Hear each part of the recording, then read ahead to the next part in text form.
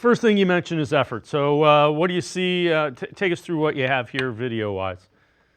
Well, early in the season, when you look back when they beat the Ravens, look how many helmets are at the football here. And this is what you had a lot of when they were playing. This is what the defense is kind of giving you. So when people start talking about the draft and what the Browns need to draft, this defense has a lot of really good parts and it has a lot of really good depth at a lot of positions. Now, I think they need some safety help, obviously maybe some linebacker help, but interior-wise, Briggs and Diabate at the second level, they've had some guys that have played at a high level, and this defense has been very good.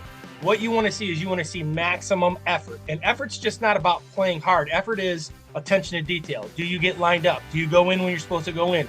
Do you understand? Do you not jump off sides? Stuff that they've struggled with all year. That's part of effort.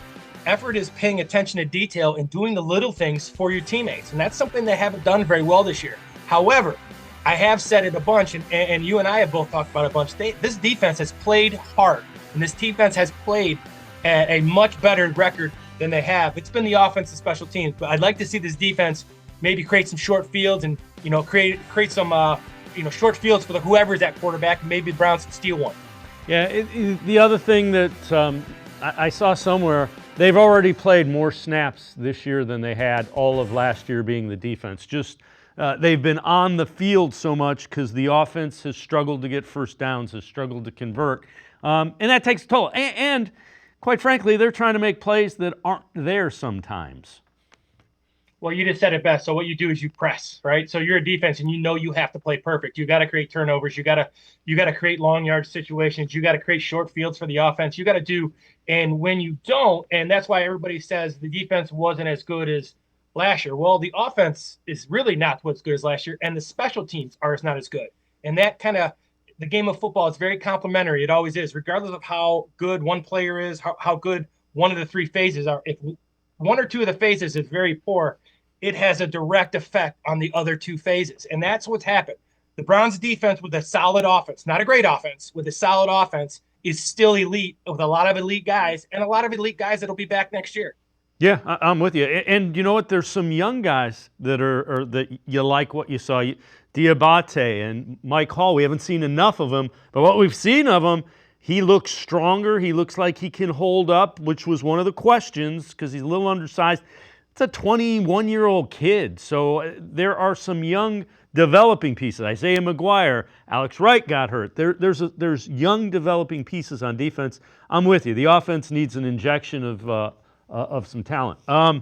Number 2 on your list, though, is I digress. Passion to be a Brown and a good teammate. What do you mean? Take us what you mean by that.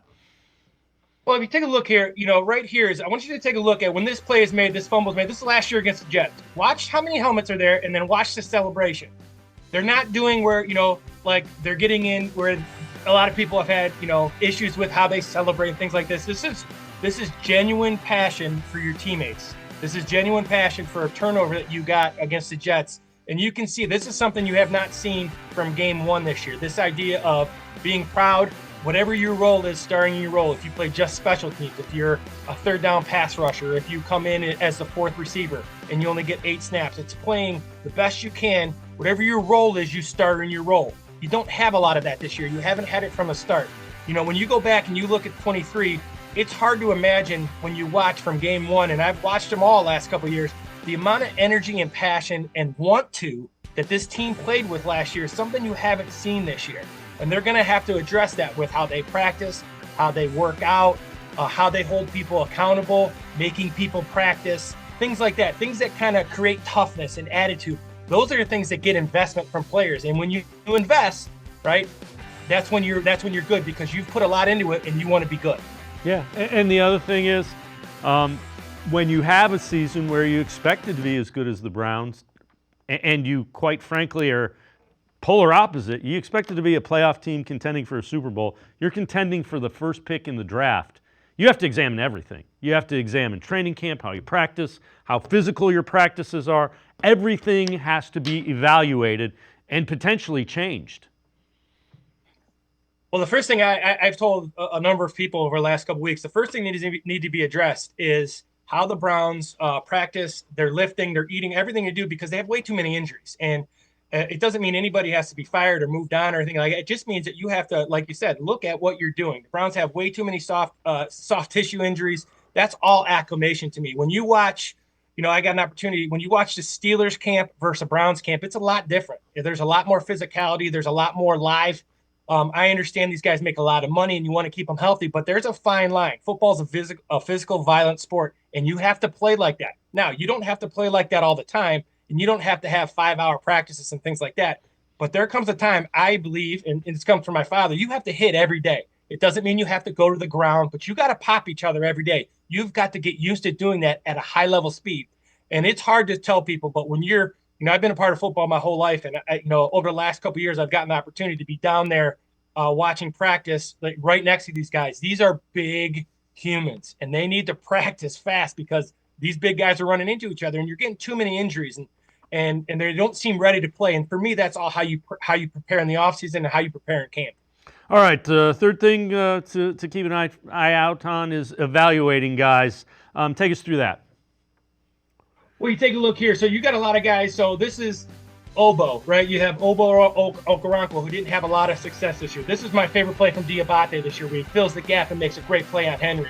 Then last year you're going to get you get a sack from Alex Wright. You mentioned it, Paul, Mitchell, some of these DBs, some of the backup linebackers, some of the guys inside.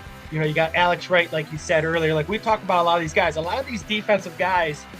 Briggs is a guy who I've really been impressed with the last couple weeks with his energy, and I saw that during camp. He must have gotten better and better each week because he's playing with a lot of energy. They have a bunch of pieces on defense, and they have a bunch of depth on defense. You kind of want to, and I don't like the word evaluate because evaluate tells you that you're not trying to win. And I understand why people say, hey, you should tank so you get the pick. That is a culture killer. These guys who they put out there, maybe they rest those guys, but these guys they put out there should absolutely be trying to win on Saturday afternoon. And whoever's out there, that's how you create culture. Anytime you step on the field, you got to play your hardest. If you're, that's a culture killer. You want to talk about what a culture is? It's playing max every time that you're out there. And these young guys, see what they can do. See, put them in situations early on, third down situations, red zone situations, et cetera, et cetera. But see what these guys can do with live bullets in a game that the Ravens are going to try to win because they want they want to win a division. So that's what I'm going to look at is who's playing well and who is it important to.